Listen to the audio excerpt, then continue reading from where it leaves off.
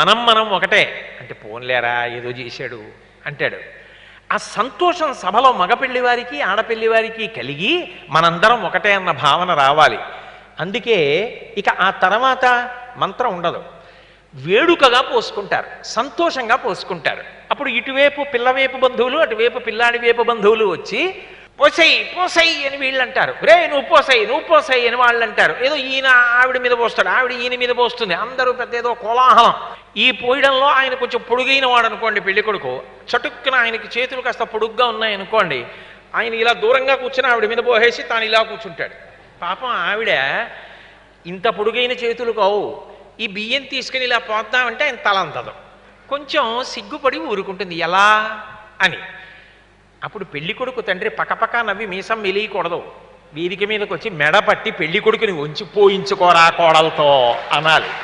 అది మామగారంటే, అది ఐకమత్యత అంటే. అప్పుడు మరి మామగారు రాకపోతే ఎవరు వస్తారు? అప్పుడు కోడలు అనుకుంటుంది మా మామగారు చాలు, నాకు నా జీవితం అంతా భద్రతే, ఆయన కాపాడతారు, తండ్రి కన్నా గొప్పవాడు నా మామగారు అయ్యాడనుకుంటుంది. అంత వేడుక, అంత ఉత్సాహం, అంత పూనిక, అంత భద్రత కల్పిస్తుంది. అందుకుని తలంబ్రాల క్రతు వచ్చింది. ఇంత గొప్ప తలంబ్రాల కార్యక్రమం ద్వారా వధూవరుల మధ్య ఒక రకమైనటువంటి ఐక్యతాభావనని స్థాపన చేస్తారు. ఇది ఇక్కడ కాదండి, దేవతా కళ్యాణాల్లో చెప్పారు. శ్రీకృష్ణ కర్ణామృతం చేస్తూ లీలాశుకుడు ఒక అద్భుతమైన మాట అంటాడు. రుక్మిణీకృష్ణులు ఇద్దరూ ఎదురెదురుగుండా కూర్చున్నారు. ఎంత రుక్మిణీకృష్ణులైతే మాత్రం, వాళ్ళు ఎంత దేవతలైతే మాత్రం, కళ్యాణం దగ్గరికి వచ్చేటప్పటికి ఆవిడనోసారి చూడాలని ఆయనకుండదా, ఆయన్ని చూడాలని ఆవిడకుండదా? కృష్ణుడు పెళ్లి కొడుకు కాబట్టి ఏదో ఇటు చూసి ఇలా తల తిప్పుతూ రుక్మిణీదేవిని చూసుకుంటున్నాడు. కానీ మరి ఇంతమంది చూస్తున్నారు, ముగ్ధ ఆవిడ అలా స్వతంత్రంగా పాపం ఆయన్ని ఎలా చూస్తుంది? అలాగని చూడకుండా ఉండగలదా? చూడకూడదని అనుకుంటుందా? ఆవిడ మాత్రం పెళ్లి కూతురు కదా, ఇలాగే తలంచుకు కూర్చుంది. ఏదో కాసేపు ఆగి కొద్దిగా వ్యవధానం వచ్చింది, అవకాశం వచ్చింది. ఏదో గొణిగినట్టుగా కృష్ణుడు అన్నాడు, నేను ఇంత ప్రయత్నపూర్వకంగా నిన్ను చూస్తుంటే అసలు తలెత్తి నన్ను చూడమే అన్నాడు రుక్మిణీదేవితో.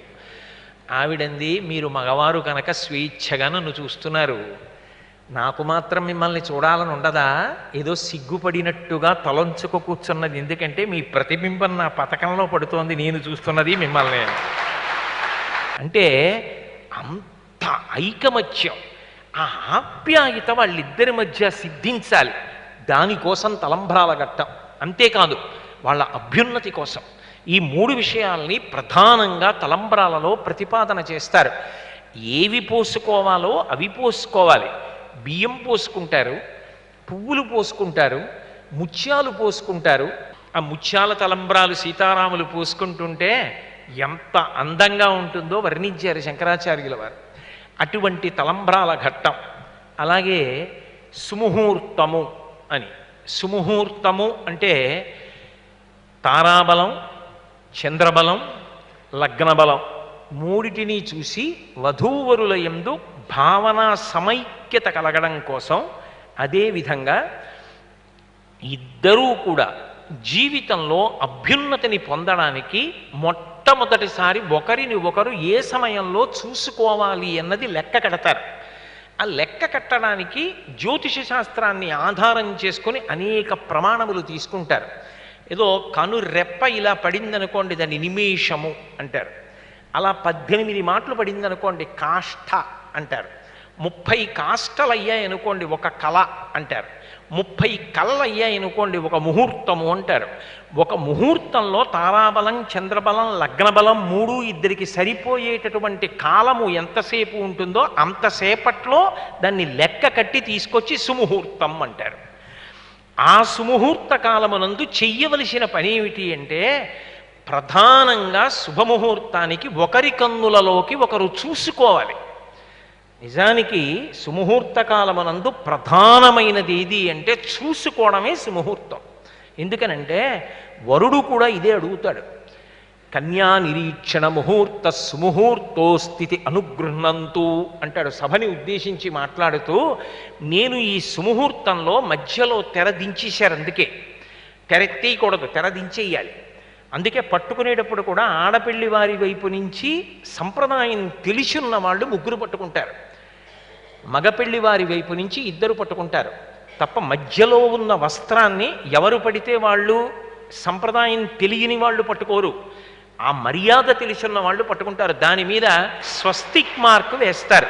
ఎందుకు వేస్తారు అంటే పాణి పద్మదళాకారౌపాదౌతే స్వస్తికాయుతౌ అని భవిష్యోత్తర పురాణం. లక్ష్మీదేవి యొక్క పాదాలలో స్వస్తిక్ గుర్తుంటుంది. ఆ స్వస్తిక్ గుర్తుంది అంటే లక్ష్మీదేవి యొక్క పాదముల యొక్క దర్శనంతో సమానమది. ఆ తెర మీద స్వస్తిక్ మార్కు కనపడుతుంటే సభలో ఉన్న వాళ్ళందరికీ కూడా మంగళ దర్శనం. వధూవరులిద్దరికీ కూడా సుముహూర్తం వరకు మంగళ దర్శనం. ఎందుకంటే ఇటు నుంచి అటు నుంచి కూడా కనపడుతుంది స్వస్తిక్. ఆ స్వస్తిక్ మార్క్ ఒక్కటే వేస్తారు. శచీ పూజ అని చేస్తాడు వధువు తండ్రి. తెర పట్టి సుముహూర్తానికి తెర తీసేస్తారు. తెర తీసేస్తే కన్యానిరీక్షణ ముహూర్త సుముహూర్తోస్థితి అనుగృహ్ణంతు. నేను ఈమెని చూస్తున్నాను ఈ సుముహూర్తంలో, నేను చూసిన ఈ ముహూర్తము సుముహూర్తమని మీరందరూ అనండి. అందుకొచ్చారు పెళ్లికి, అలా అనండి మీరు కూడా అని అడుగుతాడు వరుడు. అడిగితే సభలో ఉన్నవాళ్ళు బూట్లు వేసుకుని వేదిక మీదకి వెళ్ళకూడదు. వాళ్ళందరూ కూడా ఏమనాలంటే కన్యానిరీక్షణ ముహూర్త సుముహూర్తోస్తు. నువ్వు ఈమెను ఏ ముహూర్త కాలమునందు ఏ సుముహూర్త కాలమునందు చూశావో అది ఏ సుముహూర్తమో. అఘోర చిక్షు, నేను నిన్ను ఇప్పుడు చూస్తున్నటువంటి ఈ శుభప్రదమైనటువంటి సుముహూర్తం ఏదున్నదో అది సుముహూర్తమై మనిద్దరం కూడా దీర్ఘాయుష్మంతులమై ధార్మిక మార్గంలో సమస్త సంపదలతో అభ్యుదయ మార్గంలో ప్రయాణించదముగాక. అంటే చూడడం ప్రధానం ముహూర్తానికి. అంతేగాని గూడ జారిపోయేటట్టు గంటసేపు జీలకర్ర బెల్లం పెట్టుకోమని లేదు. కన్యా నిరీక్షణ ముహూర్త సుముహూర్తో స్థితి అనుగృహ్ణంతు అని ఉంది మంత్రంలో. ఒకరిని ఒకరు చూసుకోవడం ప్రధానంగా సుముహూర్తానికి కాలం. అలా చూసుకుంటారు. అయితే ఒక్కొక్క చోట ఒక్కొక్క సంప్రదాయం ఉంటుంది. సుముహూర్తానికి మంగళసూత్రం కడతారు ఒక్కొక్క చోట, సుముహూర్తానికి పాణిగ్రహణం చేస్తారు ఒక్కొక్క చోట, సుముహూర్తానికి సాధారణంగా ఒకరి కన్నులలోకి ఒకరు చూసుకోవడం ప్రధానమై ఉంటుంది. రామాయణ కాలంలో పాణిగ్రహణం సుముహూర్తం. ఇప్పుడు సుముహూర్తం అంటే ఒకరి కన్నులలోకి ఒకరు చూసుకోవడం. ప్రధానంగా ఒకరి కన్నులలోకి ఒకరు చూసుకోవాలి. అది కన్యానిరీక్షణము అంటారు. చూసుకున్న తర్వాత మంత్రం పూర్తయిన తర్వాత సభలో ఉన్న వాళ్ళందరూ కూడా అక్షతలు చేతపట్టి కన్యానిరీక్షణ ముహూర్త సుముహూర్తోస్తు. నువ్వు ఈ సుముహూర్తంలో ఆ పిల్లని చూశావు, ఆ పిల్ల నిన్ను చూసింది. ఈ మీ ఇద్దరూ చూసుకుని చూపులు కలిసిన ఈ శుభవేళ ఏది ఉన్నదో అది సుముహూర్తమే అగుగాక. అంటే కాల విభాగమునందు ఇది సుముహూర్తముగా పెద్దలు నిర్ణయించినారు కాన దీని వలన ఎటువంటి అభ్యున్నతిని మీరు పొందవలసి ఉంటుందో అటువంటి అభ్యున్నతిని అంతటినీ కూడా మీరు పొందెదరుగాక అన్నది అంతర్లీనమైనటువంటి సిద్ధాంతం. అందరూ వచ్చి అక్షతలు వేస్తారు. సుముహూర్తంలో ఒకరినొకరు చూసుకున్న తర్వాత జీలకర్ర బెల్లం పెట్టుకుంటారు. ఎందుకు జీలకర్ర బెల్లం పెట్టుకోవడం అంటే జీలకర్ర మంగళ ద్రవ్యం. జీలకర్రకు ఒక లక్షణం ఉంది. ఆయుర్వేదంలో జీలకర్ర ఆరోగ్యాన్ని బాగా ఇస్తుంది, జీర్ణశక్తిని ఇస్తుంది. అందుకే జీలకర్ర ఎక్కడుంటే అక్కడ వృద్ధాప్యం రాదంటారు. జీలకర్ర మంగళ ద్రవ్యం. బెల్లం నిలవదోషం లేని, చల్డి దోషం లేని ఏకైక పదార్థం సృష్టిలో. పండైనా సరే ఇవాళ తెచ్చాననుకోండి దానికి నిలవదోషం వస్తుంది. ఒక్క బెల్లం మాత్రం నిలవదోషం ఉండదు. అందుకే ఈశ్వర సంబంధమైన పదార్థములలో బెల్లం వేసి వండుతారు ప్రధానంగా. చల్డి దోషము లేని ఏకైక పదార్థము బెల్లము. ఈ బెల్లాన్ని జీలకర్రతో కలిపి సువాసినులు నూరుతారు. అది తయారు చేసేటప్పుడు కూడా ఆ భగవంతుని యందు భక్తి నిష్ఠ కలిగిన వాళ్ళు, ఆ నూతన వధూవరుల జీవితాలు పండాలని కోరుకునేటటువంటి వాళ్ళు, అసూయాద్వేషాలు లేని వాళ్ళు, విశాల హృదయం ఉన్నవాళ్ళు ఆ జీలకర్ర బెల్లాన్ని తయారు చేస్తారు. ఏదో తయారు చేస్తామని అందరూ దాని మీద పడిపోకూడదు. ఎవరికి దాని మీద శ్రద్ధ ఉంటుందో వాళ్ళు చెయ్యాలి. ఆ పదార్థాన్ని చేసి సుముహూర్తం అయిపోయిన తరువాత రెండిటిని మూర్ధన్య స్థానముల యందు పెట్టిస్తారు వధూవరులకు. ఎందుకు పెట్టిస్తారు అంటే జీలకర్రని బెల్లాన్ని కలిపి నూరినప్పుడు ధనాత్మక విద్యుత్తు అందులోంచి పుడుతుంది అని శాస్త్రవాక్కు. ఆ ధనాత్మకమైన విద్యుత్తు పుట్టినప్పుడు మూర్ధన్య స్థానముల యందు ఆ జీలకర్ర బెల్లాన్ని పెట్టుకుంటే త్యాగభావన అంకురిస్తుంది, సమభావన కలుగుతుంది. ఆమె కొరకు త్యాగం చేస్తాడు. ఆయన కొరకు ఆమె త్యాగం చేస్తుంది. అలా లేకుండా మూర్ఖత్వమే అలవాటైపోయింది అనుకోండి. ఎంతసేపు నేనన్నదే, ఆయన ఏమిటి ఆవిడికి అక్కర్లా. ఎంతసేపు నేనన్నదే, ఆవిడ సంగతి ఏమిటి ఆయనకు అక్కర్లా. సమాజానికి బరువు కావు అటువంటి దాంపత్యాలు. ఎందుకు ఆ దాంపత్యం? ఆయన గురించి ఆలోచించదు ఆవిడ, ఆవిడ గురించి ఆలోచించాడు ఆయన. ఎందుకు ఆ దాంపత్యం? కానీ త్యాగము లేని సమైక్యత ఉండదు. అసలు నిజానికి త్యాగము ప్రేమ పండడానికి కారణం. అసలు ఆ త్యాగం లేకపోతే ఎలా నడుస్తుందండి? అసలు దాంపత్యానికి ఉన్న గొప్పతనం అది. కాబట్టి ఆ జీలకర్ర బెల్లం పెట్టిస్తారు. దాని చేత త్యాగమయమైనటువంటి జీవితం కావాలి. ఒకరినొకరు బాగా అర్థం చేసుకోవాలి. అర్థం చేసుకుని ఇద్దరూ ఒకలా ప్రవర్తించాలి. చక్కగా ఆమె చెప్పినది మంచి మాట ఆయన వినాలి, ఆయన చెప్పినది మంచి మాట ఆవిడ వినాలి. అసలు ఆమె దేనికి సంతోషించాలి? ఆమెని పొగిడితే కాదు, ఆయనని పొగిడితే. ఆయన దేనికి సంతోషించాలి? ఆయనని పొగిడితే కాదు, ఆమెని పొగిడితే.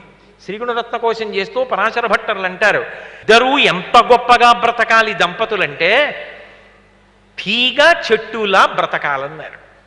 కాబట్టి అలా ఉండాలి దంపతులంటే. అనుకల తనుకాండాలింగనారంభ శుంభత్ ప్రతిదిశ భుజశాఖా శ్రీ సఖానోకహర్ది స్థననయనగుళుచ్ఛస్పార పుష్పద్విరేఫ రచయితు మయిలక్ష్మీ కల్పవల్లీ కటాక్షాం యద్భ్రూభంగా ప్రమాణం స్థిరచర రచనా తారతమ్యే మురారే వేదాంతాహ తత్వచింతాంబురభిదురసి యత్పాదచిహ్నైత్తరంతి భోగోపోద్ఘాతకైలీ చులికిత భగవత్వైశ్వరూప్యానుభావ సానశ్రీ అస్పృణీతాం అమృతలహరి ధీలంగనీయై అపాంగై అని 100 కవచములు కట్టుకున్నటువంటి విష్ణువు దగ్గరికి వెళ్ళి లక్ష్మీదేవిని స్తోత్రం చేస్తుంటే ఆయన కవచములు పిట్లిపోతాయిట. ఎందుకని అంటే అబ్బా మా ఆవిడ గురించి చెప్తున్నాడని పొంగిపోతే కవచాలు పగిలిపోయేట. 100 కవచములు కట్టుకున్నటువంటి విష్ణువు దగ్గరికి వెళ్ళి లక్ష్మీదేవిని స్తోత్రం చేస్తుంటే ఆయన కవచములు పిట్లిపోతాయిట. ఎందుకని అంటే అబ్బా మా ఆవిడ గురించి చెప్తున్నాడని పొంగిపోతే కవచాలు పగిలిపోయేట. ఆయన దగ్గర ఆవిడ్ని చెప్తే, ఆవిడ దగ్గరికి వెళ్ళి లక్ష్మీం క్షీరసముద్రనాజతనయాం అన్నారు అనుకోండి, వీడెవడరా నా పుట్టింటి గురించి చెప్తున్నాడు, ముందు మా ఆయనతో సంబంధం చెప్పకుండా అంటుందిట. శ్రీరంగధామేశ్వరీం అంటుందిట. అప్పుడు శ్రీరంగధామేశ్వరీం, శ్రీరంగంలో ఉన్నటువంటి ఆ రంగనాథుని యొక్క వక్షస్థలమనందు అధివసించి ఉంటావమ్మా. ఈశానాం జగతోస్య వెంకటపతేర్ విష్ణోహ పరాం ప్రేయసీం తద్వక్షస్థల నిత్యమాసరసికాం తక్షాంతి సంవర్ధినీం పద్మాలంకృత పాణిపల్లవయుగాం పద్మాసనస్తాం శ్రియం వాత్సల్యాదిగుణోజ్వలాం భగవతీం వందే జగన్మాతరం. వధూవరుల్ని లక్ష్మీనారాయణులుగా సంభావన చేస్తారు. అందుకే వరుడు నడిచొస్తాడు తప్ప వధువుని మాత్రం బుట్టలో తీసుకొస్తారు. బుట్ట అంటే నిజంగా బుట్ట కాదు, పద్మాకారంలో ఉండాలి బుట్ట. ఆయన నారాయణుడు, ఆమె లక్ష్మి. ఆడపిల్ల అంటారు తెలుగులో. ఆడ అంటే అక్కడ నారాయణుణ్ణి వెతుక్కుంటూ వెళ్ళిపోతుంది. ఇక్కడ పుట్టింది. ఎందుకు పుట్టింది? నన్ను ధరింప చేయడానికి ఇక్కడ పుట్టింది. ఇక్కడ పుట్టి మళ్ళీ నారాయణుడి దగ్గరికి వెళ్ళిపోతుంది. నిత్యానపాయని, ఆయనని విడిచి నా దగ్గర ఉండదు. కానీ నాకు పిల్ల అయి నన్ను తరింప చేస్తోంది. అలా ఆ తీసుకొచ్చేటప్పుడు వధువుని లక్ష్మీదేవిగా సంభావన చేసి మేనమావలు తీసుకొస్తారు. ఏ మేనమావలే ఎందుకు తీసుకురావాలి అంటే, పూర్వకాలంలో ఒక ఆచారం ఉండేది. ఎక్కడైనా ఓ పిల్ల పుట్టిందనుకోండి, ఆ పిల్ల పుట్టగానే ఆ పిల్ల యొక్క తల్లి అన్నదమ్ములు ఉంటారు, అంటే పిల్లకి మేనమామలు. ఒరే నీకు పెళ్ళం పుట్టిందిరా అనేవారు. మేనమామ వచ్చాడు అంటే మేనకోడలు పుట్టింది కాబట్టి ఏదో ఒరే నీకు భార్య పుట్టిందిరా అనేవారు. ఎక్కడైనా లోకంలో ఎవరైనా చటుక్కుని అలా అన్నారేమో, కానీ ఆమెను నేను లక్ష్మీదేవిలా చూశాను. ఆమె నారాయణుణ్ణి చేరుతుందనుకున్నాను తప్ప నేను ఎన్నడూ నా మనసులో అపవిత్ర భావనతో చూడలేదు. లక్ష్మిని లక్ష్మిగా నారాయణునికి అప్పజెప్పేస్తున్నానని మేనమామలు బుట్టలో తీసుకొస్తారు. నువ్వు నడిచి రాకూడదమ్మా, నువ్వు లక్ష్మివి, అందుకని నిన్ను వహించి తీసుకొస్తున్నావు, ఇది మా అదృష్ట విశేషమని. ఇంత పవిత్ర హృదయంతో నాకు లక్ష్మిని తెచ్చి ఇచ్చారు. ఈమెయే నా అదృష్ట రేఖ, ఈమె వలన నా జీవితం పండబోతోంది. నాకు లక్ష్మినిచ్చిన మీకు నేనేమివ్వగలను? మీరు పూర్ణాయుద్ధాయమును పొందెరదురుగాక. అంచున్నటువంటి పంచెల చాపెడతారు. అందుకే అంచున్న బట్ట పెడితే ఆయుర్దాయం ఇమ్మని దేవతలను అడిగినట్లు గుర్తు. అందుకే ఏరి పుచ్చుకోకపోయినా పంచెలు చాపిస్తే పుచ్చుకోవాలి. అంచున్న బట్టలు పెడతారు మేనమామకి. ఏది చెయ్యనివ్వండి అందులో అన్ని విశేషార్థాలతో వివాహ బంధంలో మనుష్యుల మధ్య సత్సంబంధాలు కలిగేటట్టు, సహృదయం కలిగేటట్టు, అంత అందంగా నడిచేటట్టు చేస్తారు. ఎక్కడ ఉండనివ్వండి, ఎంత సెలవు లేకపోనివ్వండి, అబద్ధం ఆడైనా సరే మేనమామని బుట్టనెత్తాలని పరిగెడతారు. మా పిల్లని మేనమామగా బుట్టెత్తుతారా అంటే ఎగిరి గంతేసి ఒప్పుకుంటారు. నా జీవితంలో నేనే ఎన్నో పర్యాయాలు మీరు పెళ్ళికి అక్షతలు వేయడానికి రండి అంటే ఏమైనా ఒత్తిళ్ళుంటే వెళ్ళలేదేమో, కానీ మిమ్మల్ని ఒక అన్నదమ్ముడుగా భావన చేశాం, మా పిల్ల పెళ్ళికి మీరు బుట్టెత్తాలి రండి అంటే మాత్రం ఎన్ని ప్రవచనాలు ఉన్నా వెళ్ళి బుట్టలెత్తిన సందర్భాలు ఎన్ని ఉన్నాయో. మేనమామ అంటే ఆ హోదా వేరు, లక్ష్మీదేవిని నారాయణుడికి తీసుకెళ్ళి అప్పజెప్పడం వేరు, అదొక గొప్ప సంతోషం. కాబట్టి అందులో అంత అద్భుతం. ఆ జీలకర్ర బెల్లం అందుకు పెట్టిస్తారు. ఇన్నని చెప్పను నేను. వివాహ క్రతువులో ఉండేటటువంటి అంగముల గురించి చెప్తే దానికి అంతుంటుందా?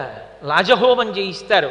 ఆ లాజహోమం చేయించినప్పుడు బావమరిది అంటే పెళ్లి కూతురుడి యొక్క అన్నదమ్ముడు వచ్చి ఆమె దోసిట్లో పేలాలు పోయించి హోమం చేయిస్తాడు బావగారి ఆయుర్దాయం కోసం. అందుకే లాజలు అంటే పేలాలు. పేలాలు మంగళద్రవ్యం. అవి ఎక్కడన్నా కనబడితే ప్రదక్షిణంగా వెళ్ళమని రామాయణంలో.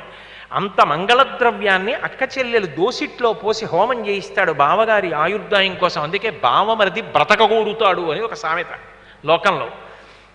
ఎంత గొప్ప అనుబంధాలండి, ఎంత గొప్ప విశేషం అండి, ఎంత అందంగా తీసుకొచ్చారు వివాహ క్రతువు. ఆడపిల్ల యొక్క గోత్రాన్ని, ఆడపిల్ల ఇంటి పేరుని విడిచిపెట్టేసి చిటికిన వేలు పట్టుకుని భర్తతో వెళ్ళిపోతుంది. వివాహం పూర్తయిపోయింది అని గుర్తేమిటంటే సప్తపదితో పూర్తవుతుంది. ఎందుకని అంటే రామాయణం కూడా ధృవీకరించింది. 7 అడుగులు కలిసి నడిస్తే దాని వలన సఖ్యత కలుగుతుంది, స్నేహభావన కలుగుతుంది, సఖీభావన కలుగుతుంది. నా స్నేహితుడు ఒకడు ఒకసారి నాతో ఒక గొప్ప మాట అన్నాడు.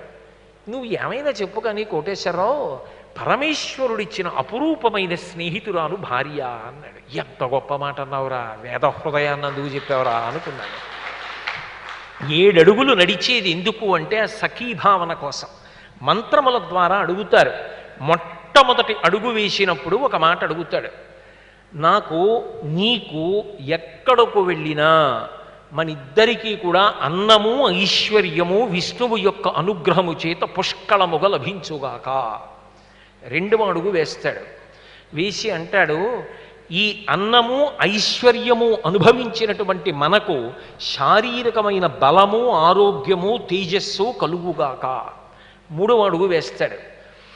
ఈ పొందినటువంటి అనుగ్రహ విశేషము చేత యజ్ఞాది కర్మలను మనం అనుష్ఠించాలనేటటువంటి దృఢ నిశ్చయము నా యందు కలుగుగాక, నీవు నన్ను అనుగమించదవుగాక.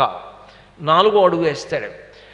యజ్ఞములు మొదలైన కర్మలు చేసిన ఆ యజ్ఞము యజ్ఞముగా ఫలితమునివ్వదు. చేసిన యజ్ఞము చేత ప్రీతి పొందినటువంటి భగవానుడు మనకి ఫలితాన్ని ఇవ్వాలి. ఆ భగవానుడు మనకి ఫలితాన్ని ఇవ్వడానికి వీలుగా మనం పవిత్రమైనటువంటి హృదయంతో యజ్ఞయాగాది క్రతువులను ఆచరించడముగాక. యజ్ఞము యొక్క వైభవము శ్రద్ధ చేత మనకు అర్థమవుగాక. ఏమిటి దాని అర్థం?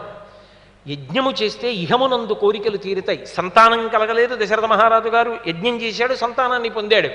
యజ్ఞం చేశాడు, ఉత్తమగతులు పొందుతాడు. యజ్ఞం చేశాడు, చిత్తశుద్ధి పొంది మోక్షం పొందుతాడు. యజ్ఞం చేశాడు, లోకమంతా కూడా ప్రశాంతంగా ఉంటుంది. మఖము చేయ వజ్రి మది సంతసించును, వజ్రి సంతసింప వానకురియు, వానకురిసి గసవు వసుమతిపై పెరుగు, గసవు మేసి ధేను గణము బ్రతుకు అంటారు భాగవతంలో. యజ్ఞం చేస్తే లోక కళ్యాణం. కాబట్టి యజ్ఞము యొక్క వైశిష్ట్యమును మనము గమనించదముగాక. వేరొక అడుగు వేస్తాడు. వేరొక అడుగు వేసి మనకి పుష్కళముగా పశు సంపద కలుగుగాక, ఐశ్వర్యము లభించుగాక. వేరొక అడుగు వేస్తాడు. మనకి పుష్కళమైన సంతాన భాగ్యము లభించుగాక. చిట్ట చివరిది 7వ అడుగు వేస్తారు. వేసి ఒక మాట చెప్తారు, మనం వేసినటువంటి ఈ 7వ అడుగు చేత నిరంతరము అగ్నిని సంరక్షణ చేసేటటువంటి హోత మొదలైనటువంటి స్థానములు ఏ ఉన్నాయో, హోత బ్రహ్మ అద్ధరువు మొదలైనటువంటి వారు అగ్ని ఆరాధన చేస్తూ నిరంతరము మనము శ్రియమును పొందాలని ఆకాంక్షించదరుగాక. అందుకే సనాతన ధర్మం అగ్ని ఆరాధనకి సంబంధించినది. మనందరం అగ్ని ఆరాధకులం. ఆఖరికి భార్య కూడా అన్నం వండేసిన తరువాత గిన్నె దింపేసి అమంత్రకంగా నేతి అన్నం కొద్దిగా తీసి పొయ్యిలో వేసి పొయ్యి నిధనం చేస్తారు.